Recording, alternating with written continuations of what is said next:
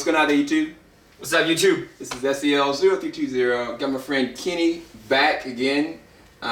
We are about to do an interesting review for a brand new Netflix movie that nobody ever thought was coming. Crouching Tiger, Hidden Dragon 2. I definitely didn't think it was The coming. Sword of Destiny. Oh my gosh. How long has it been? It was 1994 when the original came out, I think. Man, I don't even know. It so was long a long ago. time. Yeah, like it makes me feel old because I remember when it came out. How long was the Crouching Tiger and the Hidden Dragon there? How long was he crouching and how long was he hiding before this came out? You know, that's actually the last time I remember Chow Yun-fat actually in the movie. So yeah. Anyway, what did we think about this movie though? I actually really liked it. Yeah. And we were talking the whole time during the movie, just enjoying it. I think from what I remember, the main things we were saying is like very enjoyable. Yeah. Would not put it in the classic category. No. I don't think it's gonna get anywhere close to that. The lighting, we were really thrown off by the lighting at the beginning because it does not feel like a Chinese cinema movie. No. As far as the lighting goes. So I don't know if that's just a Netflix thing that they're gonna have to work through, or what that was, but I know that threw us off a little bit at the beginning. Yeah, so I mean, we can definitely start talking about as far as imagery and cinematography. The cinematography was actually really good. Like especially the fight sequences. Like this guy, he's a martial artist. I'm gonna let him compare and contrast like what he's seen versus what's real and practical. But for me, looking at it, like he said, the lighting was really off-putting. It felt really vibrant. Like the greens were extra green. Like the times where it was like really dark, you could really noticeably see it. It felt like more of an American version of the original. But it didn't take away from anything because it was really paced well as far as the action and the dynamics. Whereas the original one, even though it was a classic in its own right and I actually really enjoyed it, it's still, I could go to sleep on it. If I looked at it right now, I would probably go to sleep on it. I didn't feel that with this. It was actually kept me intrigued and enthralled throughout most of it. Even with the soundtrack, I actually liked it. But as far as the choreography and the fight sequences, what did you think about it? Because I'm curious your thoughts. Oh, I mean, one, disclaimer as a martial artist, pretty much any action sequence you see in a movie is not practical. Exactly. But it's not supposed to be. It's in a movie, so you just it's meant to be awesome. And this definitely has that. It is old school, like Chinese kung fu style-esque, where you're going through like plenty of wire work going through, shamelessly plugged in there. Plenty of like outnumbered sequences or like outnumbered fights where it's like 1 on 5 or 20 to 5 kind of thing. It's like, so how many are in your army? 5. 500? No. 5.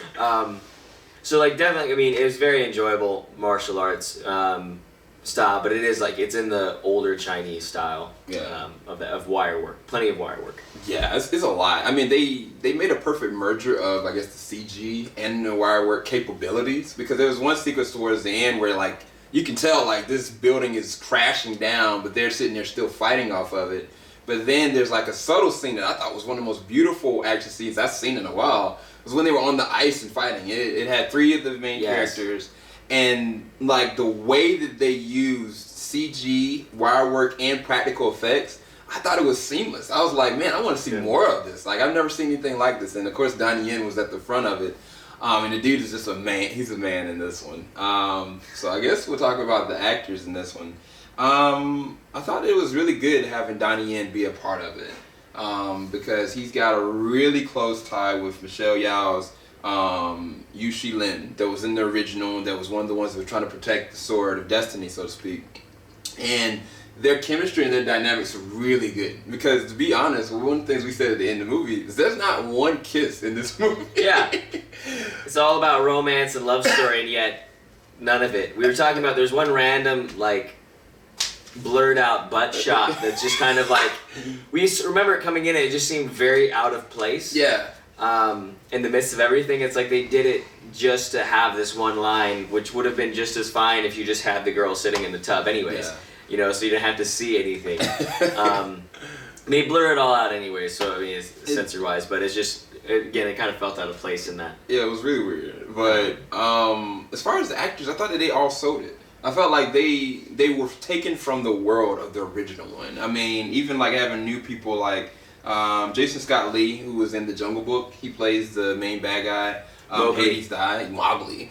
And I actually liked him as a villain, like, cause he actually knew what he was doing. You know, I mean, he was bigger, he was stronger, and he's definitely vile. I mean, I think they could have done a lot more with him.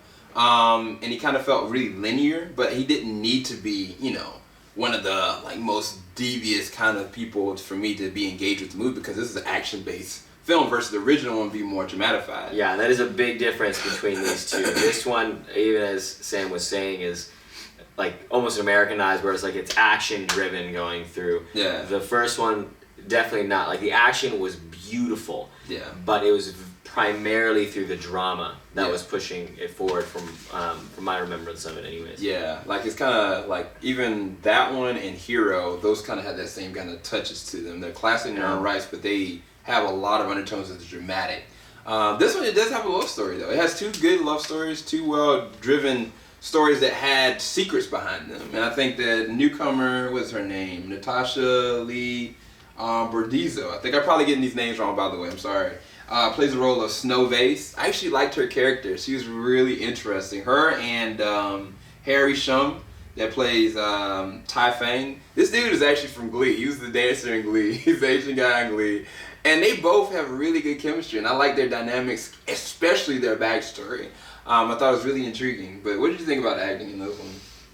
I definitely thought the acting was good. That's something I'm just kind of thinking about with it, that I didn't really feel to me like there was a main character.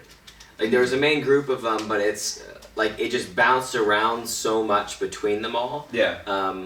Which wasn't disorienting, but I don't think it necessarily went into a fuller depth of the individuals that you could have had otherwise. I think they relied a little bit on, like, you kind of have to have an idea of some of the things that happened before. Yeah. Like, I mean, you could watch this movie and not know anything about the first one and still be good, but it's like having a little bit more of where they're coming from gives a little bit more of the depth to the characters. Yeah.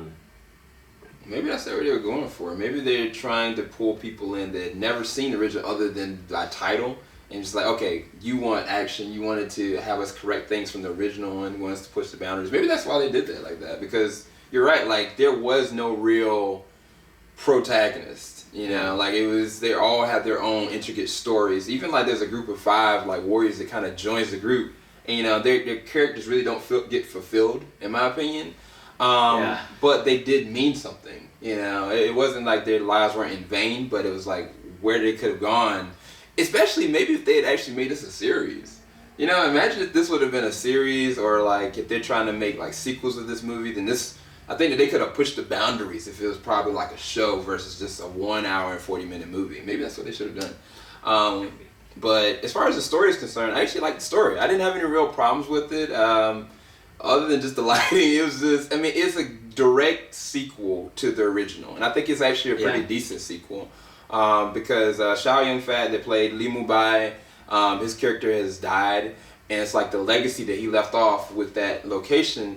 Michelle Yeoh's character has to go back and try to make balance with her life and this sword that's given her so much pain, essentially. And on top of that, her connection with Donnie Yen and the other 2 characters that we described, like it's a lot going on, and it's just really fulfilling. I actually really enjoyed it. I didn't see anything about it, but it's not a deep story, and it's nowhere near the leaps and bounds of the original as far as the classic is concerned.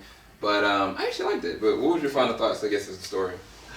Final thoughts of the story? Yeah, I mean, Sam said it very well. I mean, you're not going super the depth. I think that's why I'm not putting it in the classic category with it. I mean, you might be able to say it's making way in, you know, one of the first Netflix movies, but even that, like that, I'm not sure if some of the budgeting things that happened in there like could have had to do, like, such as the lighting or some of the CGI work, which I mean, again, like it was more just different. It wasn't bad, it was just different. And I wasn't sure if that had anything to do with it, but I mean, the story is very basic.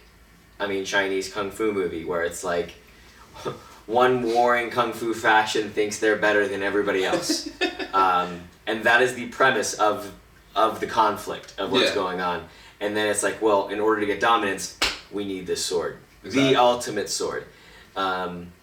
I felt like half the battle with the sword was just for that one line as the bad guy was dying. Yeah. At the end, I was just kind of like, okay, some of it was stressed, but again, like, it's an action movie. Like, it's a Chinese wire work action movie that's very enjoyable. Yeah, and I think that part of that has fallen on the director. Like, Ang Lee is known for making stuff overly dramatified, and like sometimes he succeeds in it. But it's like with this director, I mean, he's made like more things that's been funny and more intriguing action based, and I think that's what they came up with. So I mean, for me, I actually really enjoyed it. I give it as a sequel, not as movies. In movies in general, I'd probably give it like a 7.5 out of 10. That's fair. But for me, from a sequel standpoint, I think it succeeded on every note, and I give it a 9 out of 10 in that regard. But what about you? Nice. I'd probably give it an 8 as a sequel, and then probably a 7 or 6 as a overall movie. Yeah. It's a fun movie to watch. Like, we enjoyed watching it, but it's like I'm glad it was on Netflix. Yeah. I guess that might be, I don't know if that's an insult or not, but I'm like, I'm glad it was on Netflix so that we could see it. Yeah. But also, I'm like, I don't know if I would have gone to a theater to see this. Yeah, and we're here to give y'all honesty, and that's what we just did. But anyway, thanks everybody for watching. Hope y'all enjoyed our non-spoiler review for Crouching Tiger, Hidden Dragon. One of them sitting positions. Keep it locked. Jimmy S. We ain't gonna stop. Talk to y'all soon. Peace. Peace.